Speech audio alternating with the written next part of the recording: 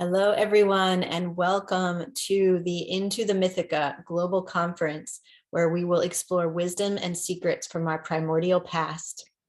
We are bringing together in this conference a diverse and visionary collective of speakers who will offer their expertise and guide us to open up our most ancient stories, these treasure troves, the mythologies and cosmologies from the past, so that we can explore, honor, reawaken, and remember who we truly are at this extremely powerful time on our beautiful sacred planet. My name is Jocelyn Star Feather, and I am your host for this event. And today I am truly honored to welcome Anne Baring. Thank you so much, Anne, for being here with us today. Lovely to be here. Thank you so much. And hello, everybody. Yes, hello, everybody. Welcome in. So, Anne, I will introduce you to everybody. And I just want to say, before I even go to your bio, I just want to say thank you for the wisdom you've shared, the books you have written, and the very visionary perspective that you have brought in. I know you created a tremendous shift in my worldview and my perception of human culture and how we evolved when I read your book, The Myth of the Goddess. And you have many other wonderful books. So thank you so much. No, you're very welcome. Thank you. So let me read your bio now and introduce you officially to everybody. So Anne Baring, born in 1931, MA Oxon PhD honors in wisdom studies with Ubiquity University in 2018. Anne is a Jungian analyst, author and co-author of 7 books, including with Jules Cashford, The Myth of the Goddess, Evolution of an Image, with Andrew Harvey, The Mystic Vision and the Divine Feminine, with Dr. Scilla Elworthy, Soul Power, An Agenda for a Conscious Humanity.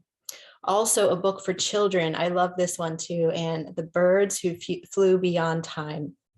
And her most recent book, The Dream of the Cosmos, A Quest for the Soul, in 2013, and then updated and reprinted in 2020, was awarded the Scientific and Medical Network Book Prize for 2013.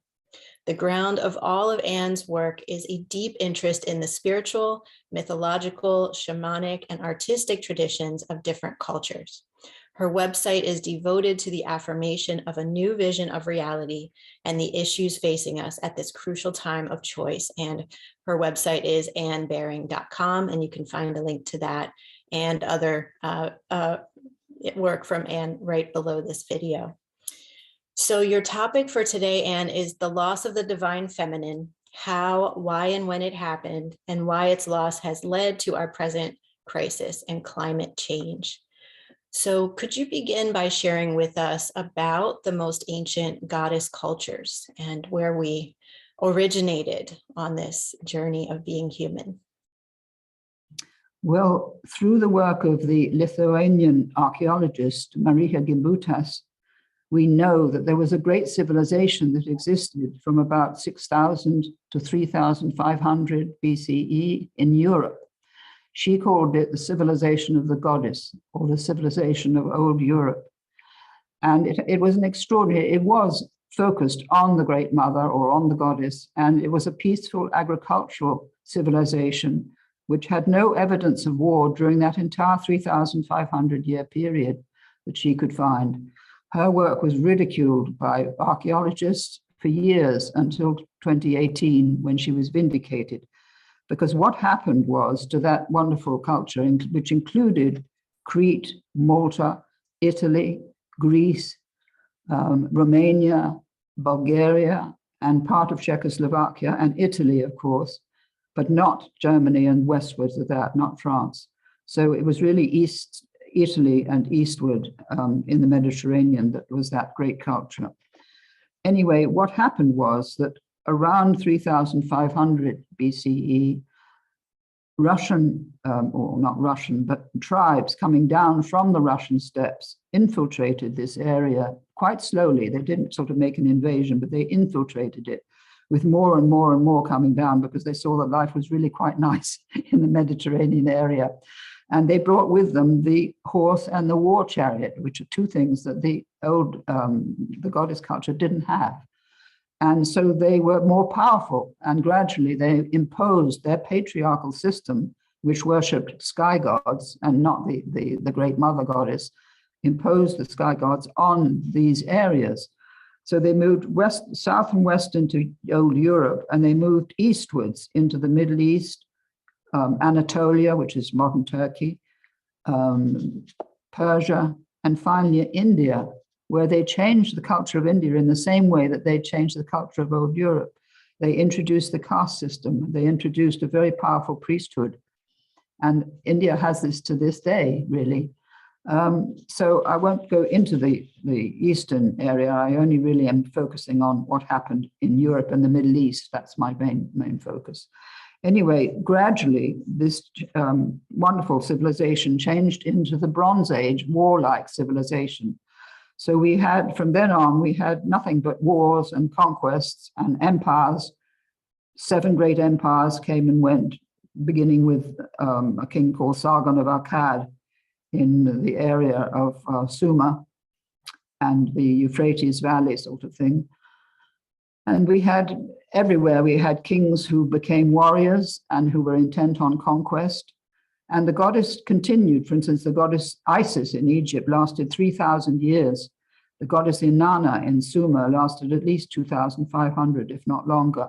So these were long-lasting worship of the goddesses in these countries.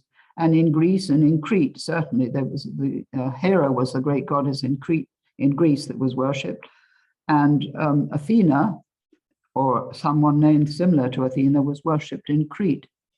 So there was very, very long, stable worship of the goddess civilization in that area, until there was also a terrible earthquake and tsunami, which destroyed the center in Santorini, which was the center of the Cretan culture.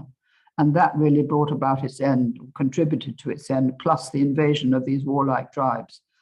So that was a great tragedy, really. And we only have what's left of an extraordinary civilization, absolutely extraordinary. We have no literature from that time. We only have artifacts, the most beautiful jewelry, the most beautiful little tiny statues, most lovely earrings, necklaces, all worked exquisitely in gold. So we have remnants anyway. So what happened? That was what happened there in the civilization of old Europe. Now, if we move over to the Middle East and to what's now known as Palestine, which was then called Judea around 2000 BCE, what happened was in 621, this was a very important event that I didn't know anything about until about 3 years ago. What happened was that a group of priests took hold of the temple in Jerusalem, which was the first temple in Jerusalem, and they got rid of the goddess who had been married. The goddess Asherah had been the wife of Yahweh, so that they were a team, so to speak, both the male and the female god and goddess, creating the earth together. And they got rid of the goddess Asherah, so it was only Yahweh who was left.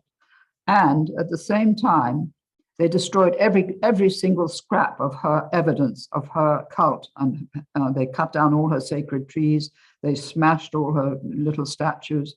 They took her great statue out of the temple, and the bronze serpent that was the symbol of her power to regenerate life, took that out of the temple and destroyed them both. And then they created the myth of the fall. And I didn't know until 3 years ago that they had been the creators of the myth of the fall. We knew roughly the date, but we didn't know who had actually made it. But this was the proof, owing to a great Old Testament scholar called Dr. Margaret Barker, who has written many books about this and absolutely fascinating, and is about to publish another. Anyway, up till that time, the temple had had a shamanic tradition, in which there was a great tower at the back of the temple where the high priest went in and communicated with the goddess. And the goddess was worshipped as the Holy Spirit and divine wisdom, and as the tree of life, those three things. So what happened then, that the priest was stopped doing his shamanic rituals and probably killed, I should imagine, and these rituals were replaced by the very strict rules relating to the worship of Yahweh, which was quite different. It was not shamanic. It was very literal and laid down specifically, sort of thing. Anyway, what they did, they created the myth of the fall and made Eve the bringer of sin, death, and suffering into the world. And they gave Eve the former title of the goddess, which was mother of all living. That's actually what she's called in Genesis 2 and 3. And they changed the whole symbolism. They made a second tree in the garden instead of the tree of life. They put the tree of knowledge there in order to set up Eve for taking the fruit. It was just unbelievable, very clever and manipulative, but with such awful consequences. So from then on, women were blamed, both in Judaism and Christianity, and Islam as well, I think, because they picked up the idea from the Jewish tradition, that woman was the founder of all this death, sin, and suffering, which the world has been plagued with, so to speak. And that's the way it stayed ever since, because Christianity took on the God of the Old Testament, took on the image of the sole male God up in heaven, so to speak, and didn't really, Christianity brought in the Virgin Mary in the 5th century in 451. They made the Virgin Mary God-bearer, having made Jesus in the century before the only Son of God. They actually declared him to be of the same substance as God. So this didn't exist before. It's not what Jesus said at all. Jesus said he was the Son of Man, but the church made him Son of God in the 4th century at a council called the Council of Nicaea, and then a century afterwards made the Virgin the God-bearer. And she was really raised to the stature of the goddess, but she was never made part of the Godhead until 1950 in a papal bull at that time, then made her that, and also called her Queen of Heaven 3 or 4 years later. So the old goddesses like Isis and Inanna were always called Queen of Heaven. So the Virgin was given that title, but it didn't have the same authority, and it really didn't give her in the same position. So those were the two things. First of all, the infiltration of the patriarchal tribes coming down from the Russian steppes between the Black and the Caspian Seas, if you can imagine that corridor, and then spreading eastwards and westwards to establish their patriarchal civilization all over a huge area. And after that, then we had the embarking on the building of empires and the wars between city-states to begin with, and then wars between big states as the city-states became empires, really. So you had the Sargon of Akkad's empire. That was the first one. Then you had the Babylonian, the Assyrian, the Persian, huge empire, Persian, then the Greek, and then the Roman, and so on, up to our present day, when we have China, Russia, and America, the three great states, so to speak, at each other's throats in just the way they were 5,000 years ago. It's simply ludicrous, but the pattern has been established, and nobody knows how to get the world out of this pattern of preparation for war. And the goddess was completely lost, and that my work has been trying to restore the image of the divine feminine and the Holy Spirit as feminine, which is what she was in the temple in Jerusalem, but only changed to the male Holy Spirit at that Council of Nicaea in 325 AD. So you can see it was quite natural that they would think that way, and they could only see the Godhead as in male terms. They simply didn't imagine there could be such a thing as a female aspect of the Godhead.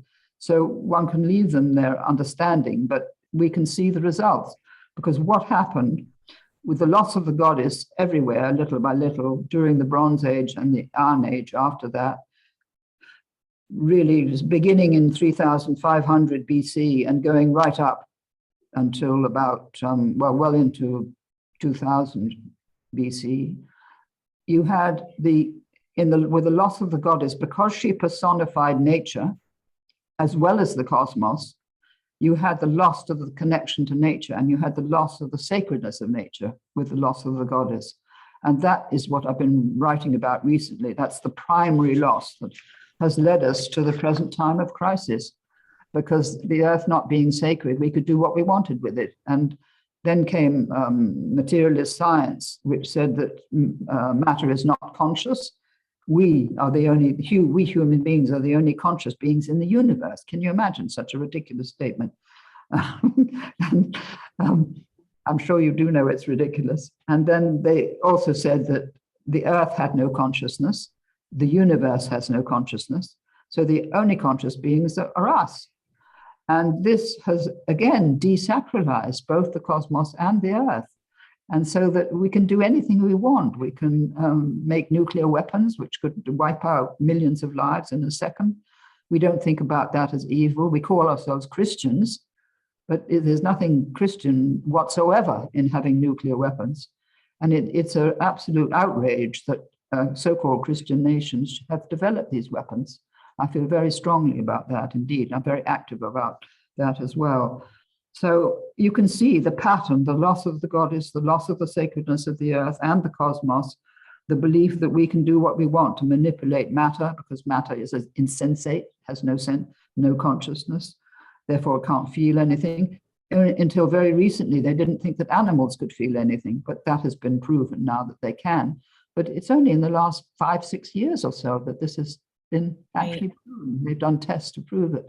Can you imagine not knowing that animals are conscious? So indigenous cultures have kept this alive. All for 10,000 years, they've kept it alive. And they're speaking up now, as you know, in desperation, trying to wake us up. But we're in a sort of dream caused by this wrong thinking over 4,000 years, because it's been 4,000 years that we've been in this warlike mode. And we've had great civilization, marvelous art, can't speak properly, works of art, architecture, music, poetry, literature, etc. But all the time, the theme of war going on underneath, all the time preparing for the next invasion or the next attack. Right. So I think I've said enough now, so perhaps you'd like to ask me some questions. Yes, so I would love to focus in on what you mentioned there about those key aspects of the goddess that we've lost, that connection to nature, especially, and the connection to recognizing all beings have intelligence. And I just, would love to hear a little bit more about that, especially in the context of the original mother goddess and the statues of the goddess that we find in France, 20,000 years ago or so. What was the perception of the people at that time, and how can we remember this and bring it back, embody it once again? Well, I think they made these little tiny statues of the goddess 25,000 years ago. And one of them was found above a cave entrance called the Goddess of Locelle. And a very beautiful image of a woman who is pregnant and is holding a bison's horn in her right hand. And because the gestation of woman was 10 lunar months, there was always a connection between woman giving birth or being pregnant and what was happening with the moon, because the crescent moon was like the swelling womb of the sky, so to speak. And the statue makes that connection between her swelling womb and the swelling crescent up in the sky.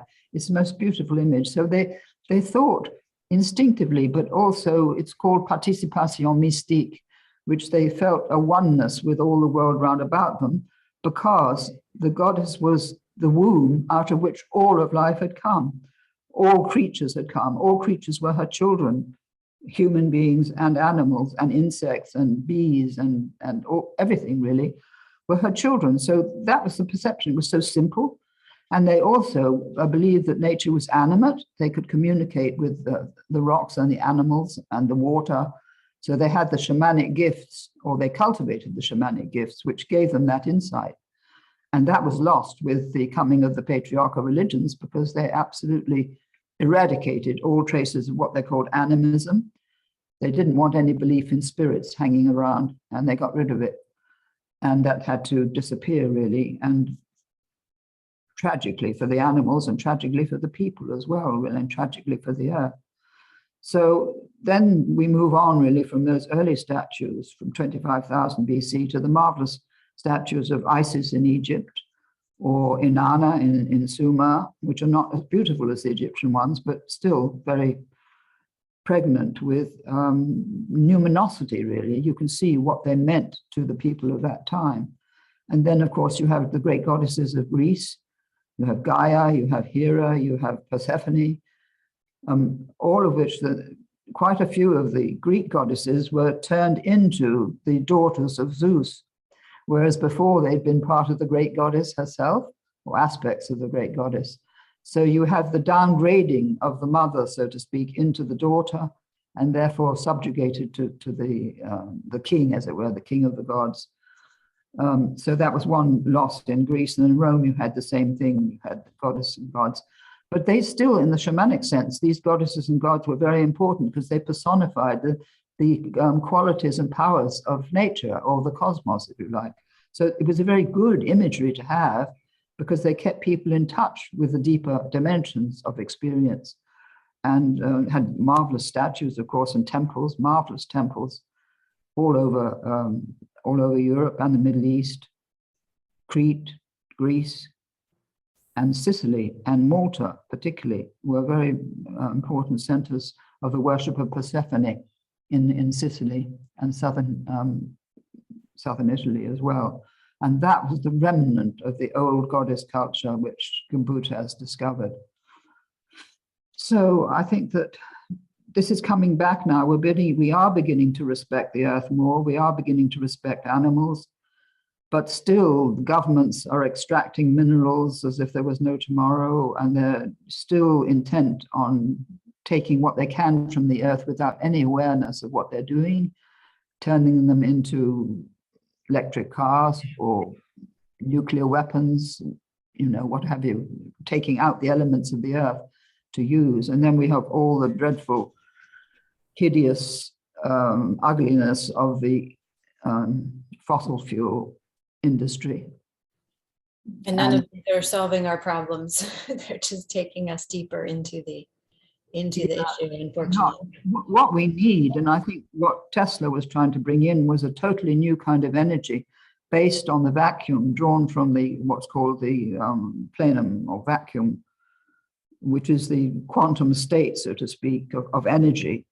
But although there are a lot of scientists working on it, I don't think nobody's actually produced it yet, except possibly somebody to do with Thrive. I think that they did find a man in Africa who was inventing something like that.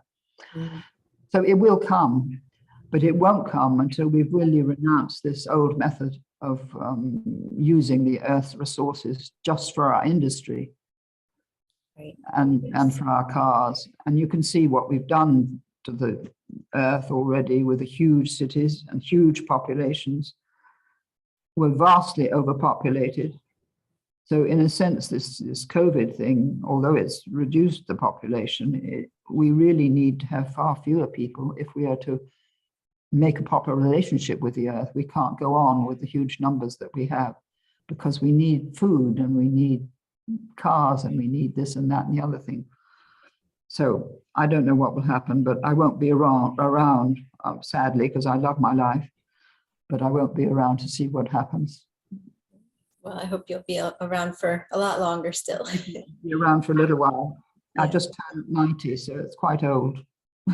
Yes, well, that's so amazing. Happy birthday. Happy 90th this year. It's really, really incredible. Yeah. So would you share a bit more with us about alchemy too? And you mentioned that before we began talking here about, how alchemy also helped to keep the image of the feminine. Well, alchemy was very important because it kept alive the old Egyptian teaching, probably connected with the goddess Isis, because the alchemists kept the image of the divine feminine and the Holy Spirit. They called her Sophia, but she presided over their whole, their quest, really. And their quest was how to reconnect with nature. That's what they were doing with their athanors and their alembics and things. They were working with nature to rehabilitate nature and reconnect their human selves with nature. There's some marvelous imagery in my latest talk, which is on my web, on that playlist, which shows how close they were to understanding. And of course, as they understood, their consciousness was transformed, and they became much more in touch with nature and also with the cosmos, because you can't separate nature and the cosmos. They are one unit. And the energy really which came to them and through their discoveries transformed their own consciousness. And they began to see, as we are beginning to see now, how everything is connected. But they had to keep all this secret. This was in the 15th, 16th, and 17th centuries in Europe. And because the Catholic Church was immensely powerful, and because there was always a risk of them being hauled before the Inquisition and burnt at the stake, they kept their work extremely secret and disguised it in all sorts of different imagery so that only the alchemist would understand it. And all that marvelous imagery, I think there are 20,000 manuscripts in Europe that were known to exist, but many of them are now housed in Amsterdam at the Embassy of the Free Mind, and people can view them online there. And I would recommend anyone who's good at computers to get in touch with the Embassy of the Free Mind, and then you can have access to the alchemical manuscripts that are stored there. And they've been collected by one man over his lifetime. He's now in his 70s, a man called Just Ritman, and he founded the Ritman Library of alchemical texts and then gave them to this building, which he bought and equipped so that it could be the repository of these marvelous manuscripts. Amazing. It sounds like the reawakening of the Library of Alexandria. Exactly. Yes, it is that. And there's also, talking of that, there is an organization in Canada called the Visioneers, run by two friends of mine, Desmond Berghofer and his wife, Jerry, who are starting up a modern Library of Alexandria for the future. And they're storing there all the information currently of all the good things that are being done, all the brilliant discoveries and inventions and practices and deeds. They're making a huge storeroom of that. And this is growing, and it will be launched next year. And it will be called, I think it was called the Visioneers. And they are creating a new library. So that's another library. So fantastic to know. Thank you for sharing that. I did not know about that. Yeah. Yeah, and I've been part of that work as well. So it's really lovely. So there are people all over the planet, particularly the indigenous people, but also many others now who are working to rehabilitate the ancient wisdom that once existed and take it further, because now we have science. We have amazing physicists and cosmologists, as well as all the people who are working in the computer world who can bring this forward. The big danger is that we're taken over by the group of the computer, Silicon Valley group, who really want to turn this into kind of robotic idiots and change our mind according to what they think human beings should be, and give them more power over everything, if you please. The same old thing, power complex. So we have to watch out for that. Make our bodies into computers, or merge our bodies with the computers, which I have never understood. It's just so far from nature. There is a wonderful book called Silicon by a man called Federico Faggin, Faggin. He lives in Silicon Valley, but he invented the microprocessor and the screen, the touch screen on your cell phones, and also this touch screen that I'm looking at. And in his book, he challenges this view. So it's worth getting that book to read the end of it and see what he says about this new kind of scientific illusion that we can turn ourselves into. It is an illusion. It comes from materialist science. It comes from the ignorance that we're part of the life of the cosmos, and we can't just do what we want to the cosmos or to the earth or to each other or to animals. So there could be a very strong movement growing out of that insight that we don't go down that route. But they're very powerful, people like Jeff Bezos and what's the man who runs Facebook? Yes. Yes, I can't think of his name right now either, but we all know who he is. Anyway, they are the kind of people who are thinking in that way because they're technicians. Yeah. They're not visionaries, whereas you and I are visionaries and we see things more deeply, and they need to see things more deeply, but all they can think about is getting out in space in their crafts or whatever it may be. Well, the truth is that our bodies are high technology and we're just not utilizing the technology, but these ancient cultures knew how to do that. In ancient Egypt and in ancient Crete, they knew how to access the earth and the cosmos and connect with the above and below through ourselves. And we don't need computer chips to do that, you know? We don't, but all that's been forgotten. So we need to bring it back. And also we were visited by people from other planetary systems. We've always been visited. And that was another thing that shamans knew. The Egyptian shamans knew, South American shamans knew that, and they call them the shining ones. And there's evidence. Actually, Nassim Haramein and Greg Braden are actually speaking about this at this moment for Humanities Team. I've signed up to that course and I haven't had time to do it. Oh, yes, I've signed up for that one too. It's really good. It's really good. But come back to it when you have time. They're bringing through this new knowledge, those two of them, but the physicist knowledge and the geologist knowledge, they're bringing it through. So those are two people to follow really as leaders in this new revelation that's coming through us, which I think I'm speaking about tomorrow night, speaking it as a revelation, because I think it is that, and it's changing the scientific paradigm slowly because there's a lot of resistance, but it will win out in the end, I'm quite sure. Yes. Well, could you share a bit more with us about that new vision for our future? Well, it is that what Nassim Haramein says, that we're part of an intelligent, living and conscious universe, and our consciousness comes from that consciousness, from that greater consciousness. We are obviously a minuscule part, but nevertheless we are part, and we are all, as it were, united, or we are one in the sense that we belong to this greater whole, and we're individuals on the surface, so to speak, but connected in the deep. And this is so important to know. And we're connected through what he calls Planck spherical units, which are so tiny that I can't remember. I've got it down in my talk for tomorrow night, but I can't remember exactly what I am saying.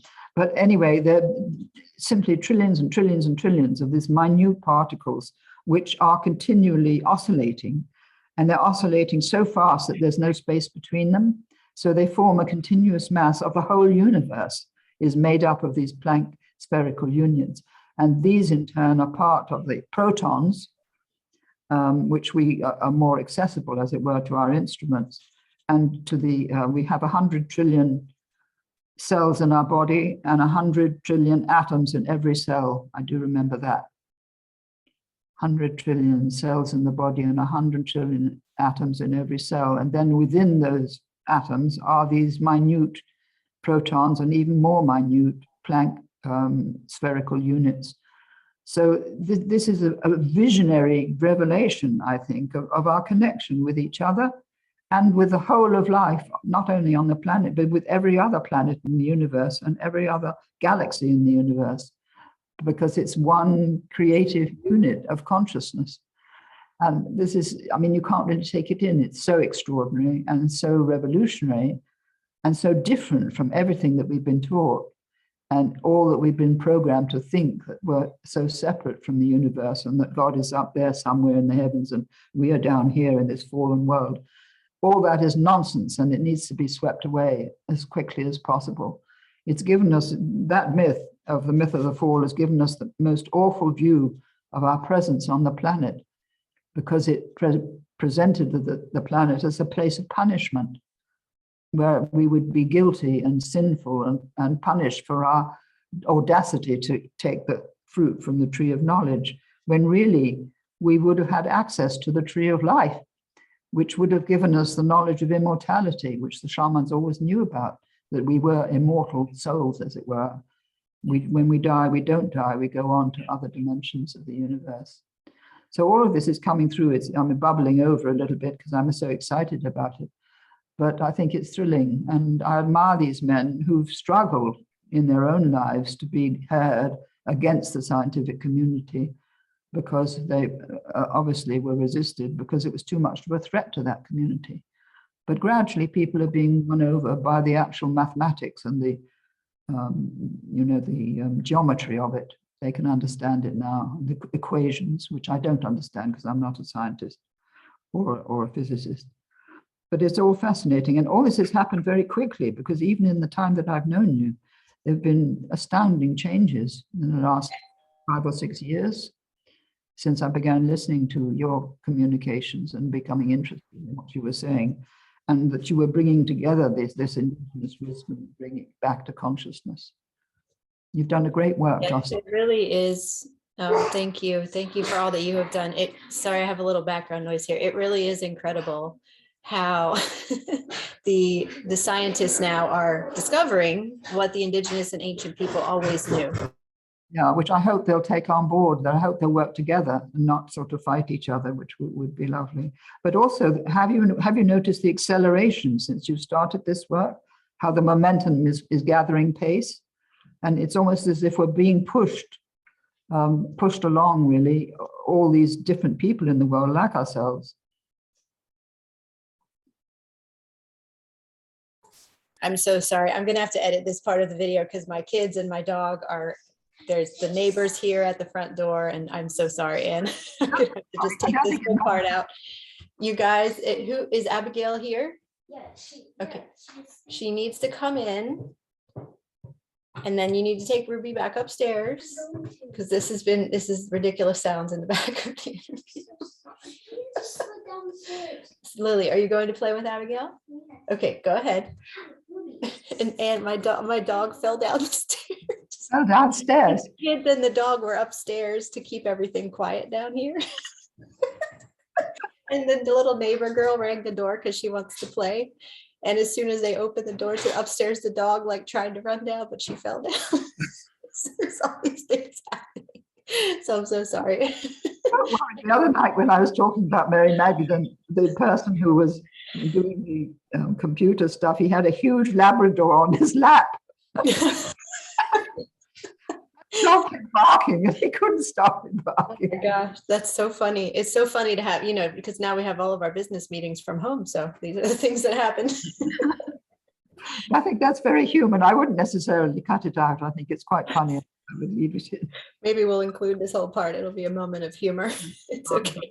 The dog wants to be included, and the children as well. Yes, they're all a part of the story. Yes. There is definitely a momentum gathering pace, and whether it's because we have to hurry up and change, I don't know, but there's an acceleration in the number of people who are waking up and who are trying to do something on behalf of the planet and everything, which is quite touching, really. And also Greta Thunberg has had a huge influence on the young, and David Attenborough is a huge influence on the older people as well as the young. So there are outstanding people on the planet who have been doing this waking up process, really. And there are so many young people who are stepping up and taking action, or creating music, or creating, all different artwork, or coming forward with their voice. It's really incredible to see the next generation. So much that they can do as well, because they're probably discovering a different kind of creativity. From the emphasis on knowledge and mind learning, they're beginning to learn hand learning and voice learning, and as you say, really, and body learning. Connecting with the body is very, very important. Yes, definitely a huge acceleration, which we need. We absolutely need that right now. I know you've mentioned 2 pillars that we need to pass through to create the new civilization. Would you say a few words about those? Yes, well, I took those from my talk on Mary Magdalene, because this is what Jesus and Mary Magdalene were together trying to bring back. They were trying to bring back the teaching of the first temple that was destroyed by the Deuteronomists. And that teaching was about love and wisdom. And so Jesus is teaching, if you read the Bible with that in your mind, read particularly the Beatitudes, the Sermon on the Mount in Matthew 12, that is the quintessence of the love and wisdom teaching. And that's where the idea of loving your enemies comes from and forgiving them. And the reason he did that, because he knew that all is one, just like the Buddha did. They had the revelation of this oneness of the universe. And so they were speaking from that wisdom and from that knowledge. So this is why I say we have to bring back the true teaching of Jesus. We don't need the churches anymore. What we need is experience of the change of consciousness that comes when we understand that everything is sacred and that we are all one. Those two things, everything is sacred and we are all one. So we don't need to think about our ethnic differences or our difference of color or our difference of gender or whatever. We can just let all that go. We don't have to change the past. We don't have to tear down statues. We don't have to tear up books. We don't have to attack Shakespeare because he said something. Just leave all that and focus on bringing in this different sort of understanding, which is wisdom, and this love, and love of your dog, love of your children, love of your cat, love of whoever you meet in the street. Someone the other day who had this sort of download come through her said to the taxi driver, "I want you to know that I love you." And he was astounded. And then he said, "Well, this is lovely. Thank you so much." You can do these things. She wasn't in the least embarrassed, and neither was he. He took it as perfectly natural that she should say something like that. And it just came out of her like a great flow of love. And the same scientist that I mentioned, Federico Fagin, in my talk on alchemy, I asked him permission to quote from 2 pages of his book in which he describes his opening experience when he was at Lake Tahoe 20 years ago. And he was feeling sort of unhappy. He'd achieved everything he wanted. He was very rich, he was very famous, but something was missing. And all of a sudden he got back into bed after the drink of water, and suddenly his chest exploded with love. And he'd never had that experience before. And then he realized that the love was actually spreading over the whole world. It's very moving how he describes it. And he realized that he was separate from the love, and yet he was part of it. He was the love, and yet he was the observer of the love. Beautifully described. And this is what we have to experience ourselves, that we know that we are part, but we also know that we're separate, but we can engage with that greater aspect of ourselves. So I think that this is what we need to do, and this is why I put so much stress on love and wisdom. And Mary Magdalene took that. It was an Essene teaching, by the way, from the Essenes, not from the Orthodox tradition at all. It's from the Essene mystical tradition, which was based on silence and meditation and wisdom. And she took that tradition to France and taught there for 20 years in France until she died there. And she took with her brother Lazarus and also Martha, her sister, and some others, and 2 of her children, because she was married to Jesus. And that's another thing that the church suppressed. They absolutely were terrified that this would get out because it would interfere with the idea of the celibate Son of God if he was married. So they suppressed, they called her a whore and a sinner and did everything they could to destroy her reputation. But it's being rehabilitated now. And in my last talk, which is not yet up on my website, about Mary Magdalene, there's a marvelous book been published of the gospel that she wrote, which is called The Gospel of the Beloved Companion, written by her. And it's the only eyewitness gospel account we have of the work of Jesus, of the mission of Jesus, because the gospels we know were written down 20 years after he died, or after he was crucified and was resurrected. So, I mean, it's a fascinating story, and this is all coming back now. It's bubbling up like a great spring from under the earth, which has been repressed, had it repressed for 2,000 years. Yes. And the teaching of Christ is coming back, and the teaching of Mary Magdalene as co-worker with him. She was partner, wife, and beloved. And the word koinonos in Greek can either mean companion, but it also means wife or consort. Mm-hmm. And it's been translated as companion by the Greeks, the Christian scholars, obviously. They weren't going to put wife. But now it can come out that she was his wife, and that he told her, he actually appointed her teacher of the disciples before the Last Supper, the day before the Last Supper. So, and he also he called her the tower, the amygdala. And he said that her tower would stand by his in time, which is a lovely image. And that takes us back to the tower in that first temple, which was the shamanic tower of communion with the divine ground. So it all ties in together wonderfully, I think. In my scholarly point of view, it ties in beautifully. And as I say, there's a book coming out by Margaret Barker shortly, another book. And keep your eye out for that one. Wow, really beautiful. Yes, it's just so powerful to be living at this time and to witness this awakening from so many different angles, but it all comes together in the center, as you're saying. There's a beautiful tour or a journey in Egypt that I'm going to be on in February 2022, bringing together Kathleen McGowan, who is an expert in the Magdalene mysteries, and then Patricia Iwan, who's an expert in the indigenous Egyptian lineages and the temples and the pyramids. And the stories are so merged because, of course, Jesus and Mary Magdalene were in Egypt, and they were received their priesthood and priestesshood and their training there. And it's incredibly powerful to hear those two perspectives coming together. And yeah, and of course they come together, right? Because this is what we're remembering and rediscovering now, is how deeply interconnected all of this history truly is.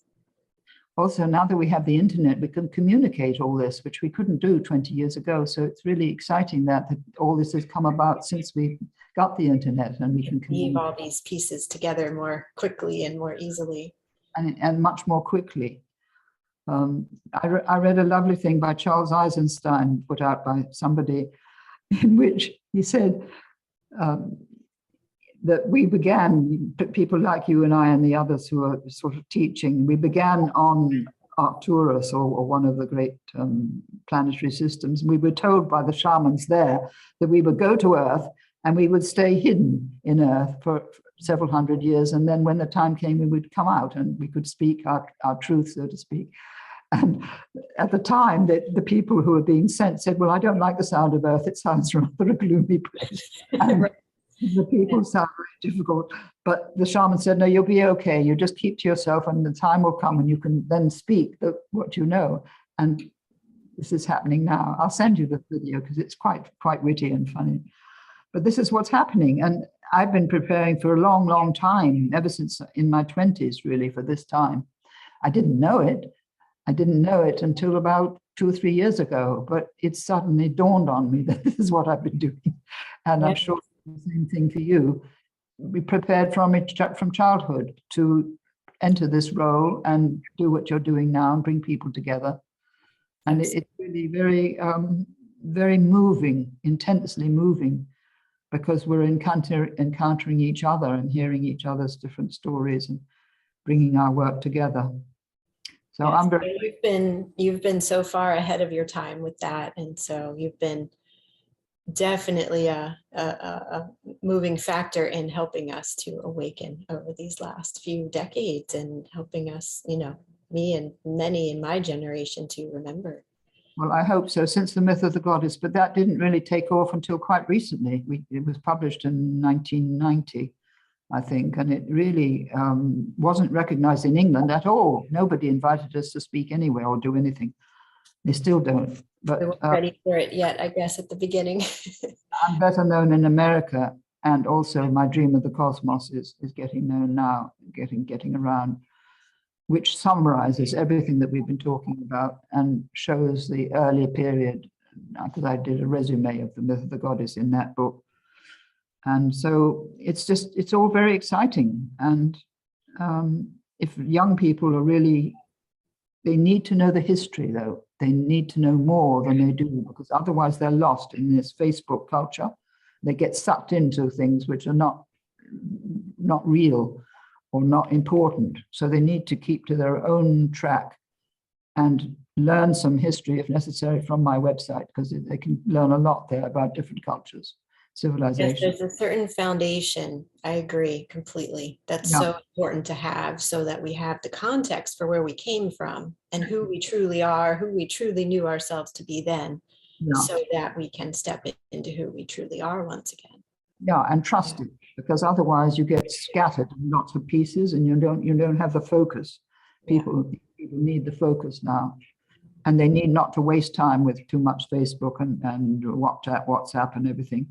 And above all, not to get sucked into pornography, which is one of the big things in this country, which is a danger for the young, because it makes them addicted to something that is utterly wrong and repellent and dangerous, I think.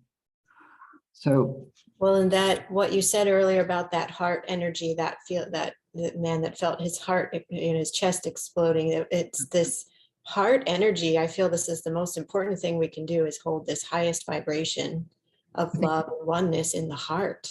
yeah. That in itself can change everything. But when we get off track on these, whether it's addicted to social media or addicted to pornography, whatever those things might be, there's many things to get addicted to in our world, then we lose our connection with that.